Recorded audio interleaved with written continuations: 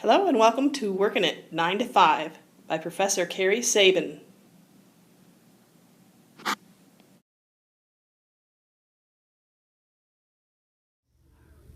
We're now showing you circuit number A, which stand at attention to details. This is Q, and he's going to be demonstrating all of the exercises. First of all, we have dumbbell plie squats.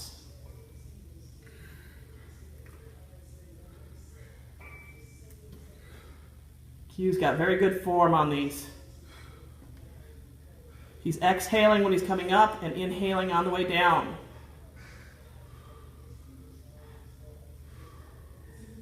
All right, next we have alternating dumbbell biceps curls. Whenever you do a standing exercise, you want to have your knees bent slightly.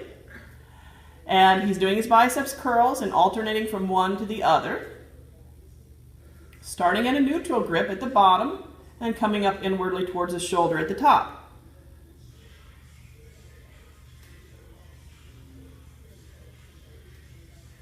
And his breathing is perfect.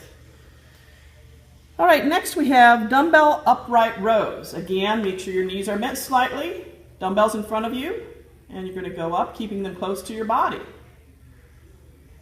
When you come back down, don't just lower them very quickly, lower them nice and slowly.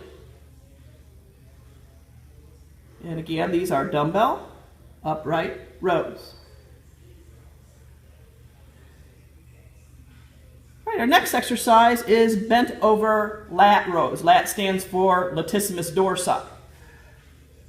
So this gets your back muscles and the back of your shoulder. Again, you're standing, knees are bent slightly, and you're lowering the weight slowly, not letting gravity do the work for you. All right, the next and last exercise is a dumbbell triceps kickback for the bingo wave area, the back of the arm.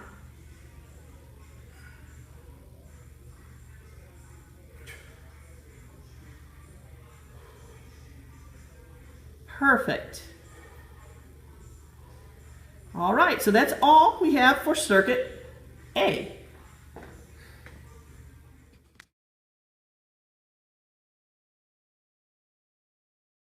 Hi everyone, this is Eddie and he's going to show us circuit B, which is sitting, not still. The first exercise is chair squats.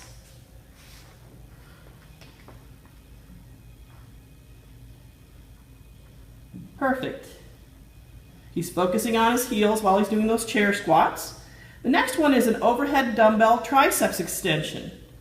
And again, this does the back of the arm. Sit up nice and straight, keep your torso muscles really, really tight. Elbows pointed towards the ceiling, and extend the dumbbell upwards. You can hold it by one of the bells, or you can take one hand and hold it by each of the bells, and do it in that manner as well. The next exercise is an alternating dumbbell overhead press with a little bit of a side-to-side motion.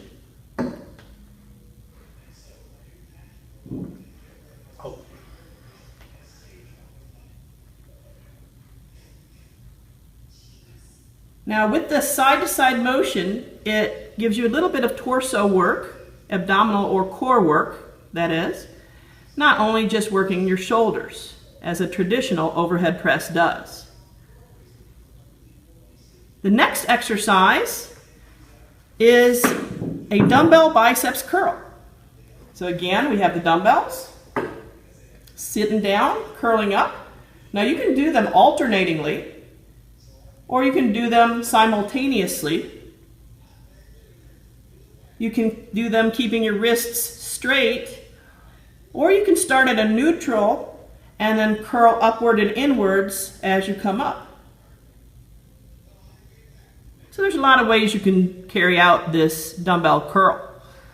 Next we have a seated single dumbbell chest press. So we're going to grab one dumbbell, and we're working on our chest. Lean slightly back, keep your torso really tight and your back muscles really tight. Emphasize the chest muscles as much as possible when you're carrying out this exercise. Be sure you're breathing properly, exhaling when you're exerting yourself, when the weight is going upwards, and inhaling when the weight is coming downwards. So that's all there is for circuit B, sitting but not still. There you go.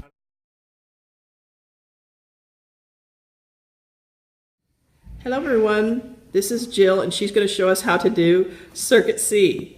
The first exercise for Circuit C is a close grip dumbbell press. This works the chest, the shoulders, and the triceps. She is exhaling when she's pushing up and inhaling when she's coming down. The next exercise is exclusively for the triceps, and it is what everybody else calls a skull crusher. Actually, it's a lying dumbbell triceps extension. Notice that Jill's elbows are staying pointed towards the ceiling. Her upper arm is stationary. She's currently using one dumbbell, but you can also do this with two dumbbells, one in each hand. Starting at neutral and coming up, keeping the elbows pointed towards the ceiling, again working the back of the arms. The next exercise is for her abdomen, and it will be a pulling her legs up in the air and reaching for her toes crunch. Exhaling as she is going upwards and inhaling on the way back. She's visualizing her bottom rib coming up to meet the top of her hip bone. The next exercise is a crossover crunch. This is just another way of doing crunches, and it impacts your midsection, also referred to as your core. You want to do the same number of repetitions on one side as you do on the other. Last but not least, Jill is going to show us how to do a kneeling donkey kick. This works our favorite muscle, the gluteus maximus, also known as the butt muscles. It also works the midsection, the hips, and the lower back. Again, you want to do this the same number on one side as you have the other. So that's all we have for Circuit C, and thank you very much, Jill.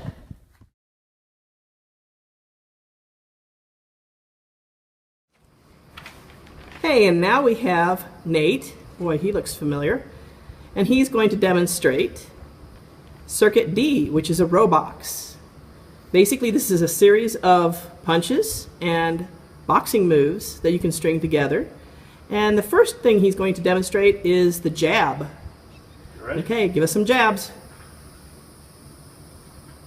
You're punching straight forward, pretend like somebody you don't like very well is right in front of you and you want to punch them in the snout. There we go. The next one is the cross. So it's kind of like the jab, only you're crossing over a little bit. Think about hitting from one shoulder to the other shoulder. The next move is the hook. You're my best on this one. All we can ask is that you do your best, Nathan. Now the hook is a very high elevation of the elbow, and so basically it's almost like the cross, but you're elevating your elbow, and so it's an exaggerated cross. The next is the uppercut. Hup, there you go. Awesome. Perfect. Last but not least, we have the ducks, and not the ones that quack. It's almost like a squat and a side lunge combined together. Oh, he's tired already. Do a couple more. I think you need to do a couple more ducks because we didn't really get. So you squat down, cross over, squat down, cross over, squat down. Perfect. All right, thank you very much, Nathan. And that was Circuit D, a row box. Circuit E is what I like to call smorgasbord. What you're going to do is take 5 different exercises from each of the other circuits and mix and match.